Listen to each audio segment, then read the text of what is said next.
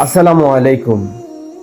রাসূলুল্লাহ সাল্লাল্লাহু আলাইহি সাল্লাম বলেছেন, পুরুষরা নারীদেরকে বিবাহ করার পূর্বে 4টি বিষয়ের উপরে আগ্রহী হবে, তারপরে বিবাহ করবে। আপনারা যদি জানেন তাহলে আপনাদের বেসিক জ্ঞান বৃদ্ধি পাবে আর এটা প্রয়োগ করতে পারবেন।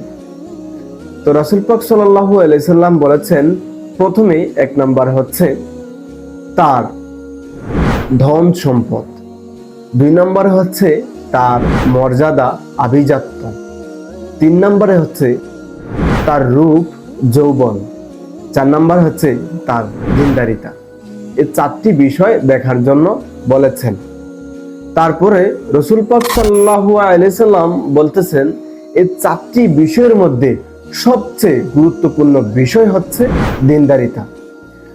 যদি কোনো মেয়ের মধ্যে এই 4টি বিষয়ের মধ্যে যদি দিনদারিতা থাকে আর 3টি বিষয় যদি না থাকে, তারপরও তাকে গ্রহণ করার কথা বলা হয়েছে।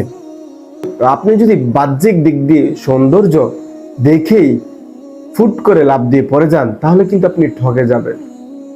কারো ধন সম্পদ নাও থাকতে পারে, কারো রূপ যৌবন নাও থাকতে পারে, কারো টাকা পয়সা নাও থাকতে পারে। তো তার মধ্যে যদি দিনদারিতা থাকে, তাহলে অবশ্যই তাকে গ্রহণ করার জন্য রাসূলুল্লাহ সাল্লাল্লাহু আলাইহি সাল্লাম আমাদের প্রিয় নবী বলেছেন। অতএব এটার মধ্যে শান্তি নিহিত রয়েছে। রাসূলুল্লাহ সাল্লাল্লাহু আলাইহি সাল্লামের কাছে গিয়ে এক সাহাবী বলতেছেন এক নারীকে বিবাহ করার জন্য। রাসূল পাক সাল্লাল্লাহু আলাইহি সাল্লাম তাকে বলতেছেন, শোনো, আগে গিয়ে তাকে দেখো, অর্থাৎ এই দেখাদেখির মাধ্যমে তোমাদের বন্ধন অটুট থাকবে। এটা হচ্ছে তিরমিজি শরীফের 1083, মুসলিম শরীফের 1484 নাম্বার হাদিস। ঠিক আছে, এটা মুসলিম শরীফেও পাবেন, তিরমিজি শরীফেও পাবেন। তো আজকের ভিডিওটা এ পর্যন্ত। আশা করি বিষয়টা জানতে পেরেছেন কিভাবে আপনারা দেখবেন। আর সামনে অন্য একটা ভিডিওতে আপনাদের সাথে দেখা হবে। আসসালামু আলাইকুম।